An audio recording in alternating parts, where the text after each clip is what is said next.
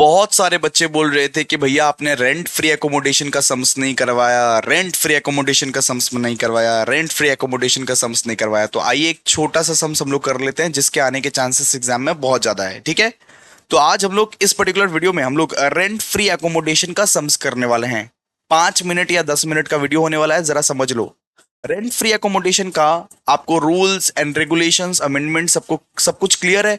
मैं ये अज्यूम करता हूँ सैलरी के वन शॉट में एंड में मैंने सब कुछ क्लियर कर दिया था। रेंट फ्री एकोमोडेशन का जो अमेंडमेंट था उसको सब कुछ मैंने क्लियर कर दिया था। जो भी क्वेश्चन आएगा उसी बेसिस पर करना है, उसी बेसिस पर।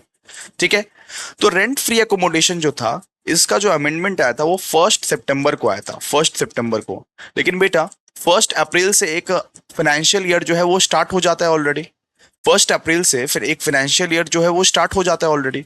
लेकिन जब ये अमेंडमेंट 1 सितंबर से आया तो 1 सितंबर के बाद से ये जो नया कानून है ये अप्लीकेबल हो जाएगा। और 1 अप्रैल से लेके 1 सितंबर तक ओल्ड लॉ चलेगा, ओल्ड लॉ है ना, ओल्ड लॉ चलेगा। यानी सुनिए ना, अप्रैल, मई, जून, जुलाई, अगस्त, ये 5 महीना जो है, ये 5 महीना जो है ये पुराना नियम से चलेगा, सीधा सा बात है, ये पुराना नियम से चलेगा। इसके बाद सितंबर, अक्टूबर, नवंबर, दिसंबर, जनवरी, फरवरी, मार्च, ये नया नियम से चलेगा, ये नया नियम से चलेगा। तो पुराना नियम आरएफए का ये था, रेंट फ्री अकोमोडेशन का पुराना नियम ये था कि आपको लेना है, अगर आप कोलकाता जैसे शहरों में रहते हो, पुराना नियम ये था, ओल्ड वाला नियम ये था कि अगर आप कोलकाता जैसे शहरों में रहते हो तो आपको लेना है 15% ऑफ द सैलरी। अगर आप कोलकाता जैसे शहरों में रहते हो जहां पे आबादी 40 लाख से ज्यादा है, 40 लाख से ज्यादा, तो आपको लेना है उस केस में 15% ऑफ द सैलरी। क्या क्या क्या वापस से बोली, 15% ऑफ द सैलरी। ठीक है, और एक चीज, higher charges paid by employer, higher charges paid by employer, higher charges paid by employer, which ever is lower, which ever is lower 15% of salary and higher charges मतलब कि paid by employer which ever is lower. लेकिन अब new law के हिसाब से क्या नियम आ गया, न्यू लॉ के हिसाब से ये बोल रहा है कि अगर आपका पॉपुलेशन, अगर आपका सिटी का पॉपुलेशन 40 लाख से ज्यादा है, अगर आप कोलकाता जैसे शहरों में रहते हो, तो आप ये कंसिडर करोगे 10% of salary and higher charges paid, higher charges paid का सबसे लोअर वाला अमाउंट। ठीक है, यानी पुराने लॉ के हिसाब से आपको 15% सैलरी लिया करता था, न्यू लॉ के हिसाब से आपको अब 10% ऑफ सैलरी लेना पड़ेगा। तो हम लोग क्या करेंगे, बेसिकली हम लोग क्या करेंगे, हमारे पास यहाँ पे पर मंथ सैलरी दिया हुआ है, basic salary, dearness allowance, bonus, सब कुछ हम लोग को पर मंथ के हिसाब से हम लोग को दिया हुआ है।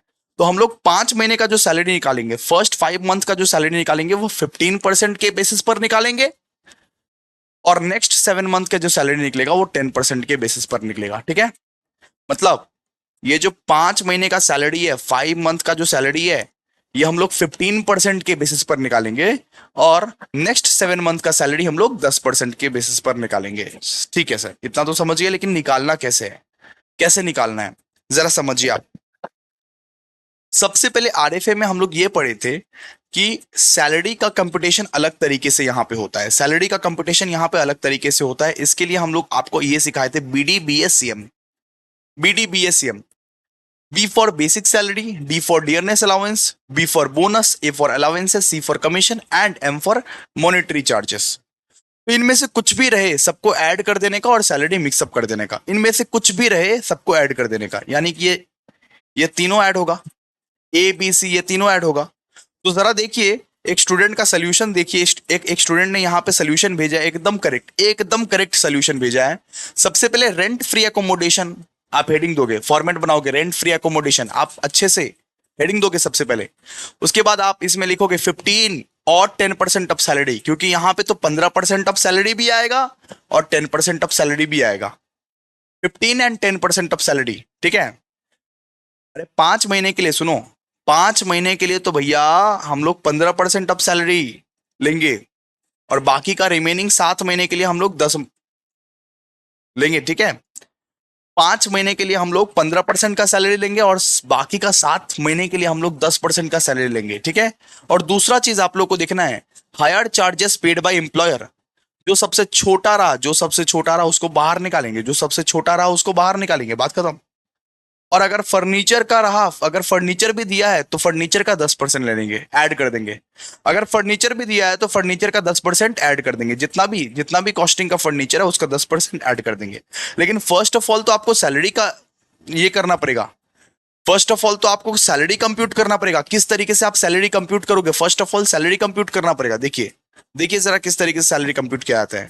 तो कैलकुलेशन ऑफ सैलरी, सबसे पहले आप लोगे बेसिक सैलरी। क्या लोगे?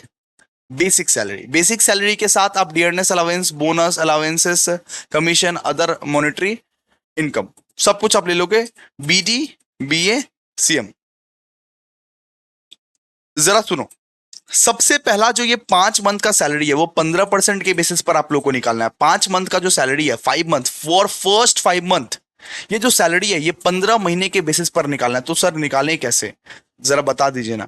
ये देखिए बेसिक बेसिक सैलरी दिया हुआ है 5,000 पर मंथ। इसका मतलब क्या है? 5,000 पर मंथ का मतलब क्या है? सो 5,000 इंटू 5 मंथ कर दीजिए, कितना है बताइए? 25,000। बेसिक सैलरी कितना निकल गया आपका? 25,000। तो यही बच्चे ने यही चीज लिखा है, 25,000। देखिए इसके बाद डियरनेस अलावेंस कितना, देखिए डियरनेस अलावेंस बोला 2,000 मंथली। तो यहां पे आप लिख दीजिए 2,000, 2,000 इंटू 5 कितना हो जाता है भैया? ये 10,000 हो जाता है। ठीक है। इसके बाद यहां पे देखिए बोनस लिखा हुआ है, बोनस 1,000 पर एनम लिखा हुआ है, बोनस 1,000 पर एनम लिखा हुआ है। लेकिन अगर इसको हाफ भी कर देंगे तो कोई दिक्कत नहीं है। 5 महीने का क्या ही आप कैलकुलेट करोगे? 5 महीने का क्या ही आप कैलकुलेट करोगे? तो 1,000 इंटू हाफ कर देना बोनस को। ठीक है, यानी ये आपका कितना निकलेगा? 500 निकलेगा।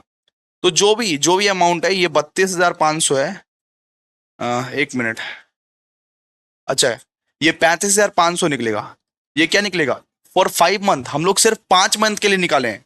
For first 5 month amount will be, amount कितना है फॉर फर्स्ट 5 मंथ? अमाउंट कितना? 35,500। ठीक है, उसका हम लोगों को 15% निकालना है, उसका हम लोगों को 15% निकालना है।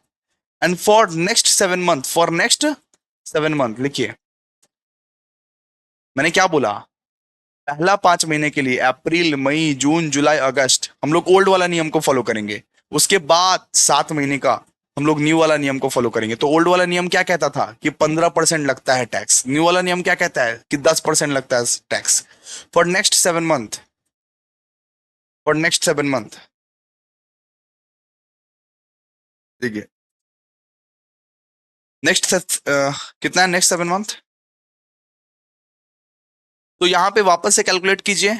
बेसिक सैलरी कितना था? 5,000। सो 5,000 इंटू 7 कीजिए ना, कितना यहां पे निकलेगा? 35,000। डियरनेस अलावेंस कितना था? 2,000, 2,000 इंटू 7 कितना था?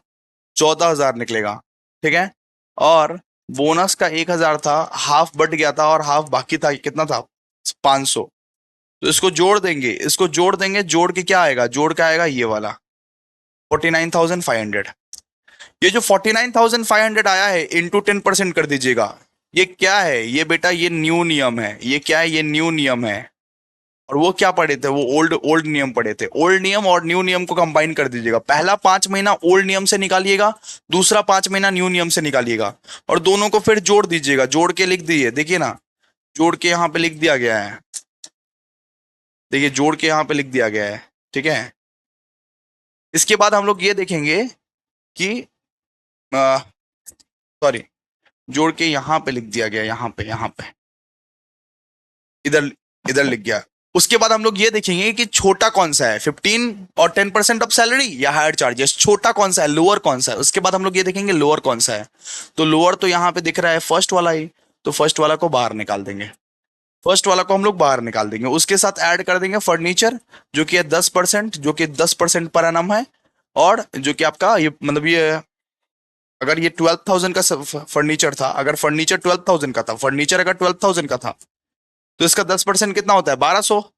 1,200 यहाँ पे ऐड हो गया, 1,200 यहाँ पे ऐड हो गया, तो आपका निकल गया आराम से। जो आंसर निकलेगा 11,475 रुपया। ये क्या है? ये आपका आरएफए है। इस तरीके से आरएफए को निकाला जाता है, इस तरीके से रेंट फ्री अलाउंसेस को निकाला जाता है।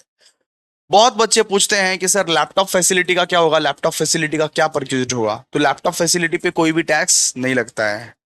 ठीक है, लैपटॉप फैसिलिटी पे कोई भी टैक्स नहीं लगता है, फुली एग्जेम्प्ट है, आराम से। ओके, तो निल निल निल रहेगा, निल रहेगा, वो कॉलम जो है निल रहेगा। लैपटॉप फैसिलिटी क्या है, निल रहेगा, निल, कोई भी टैक्स उस पर नहीं रखता है। ठीक है, तो यही था बेसिकली आरएफए, यही था रेंट फ्री अकोमोडेशन। इतना प्रैक्टिस करके चले जाइए, समझ जाइएगा किस तरीके से रेंट फ्री अकोमोडेशन बनाना है। Thank you so much guys, thank you so much.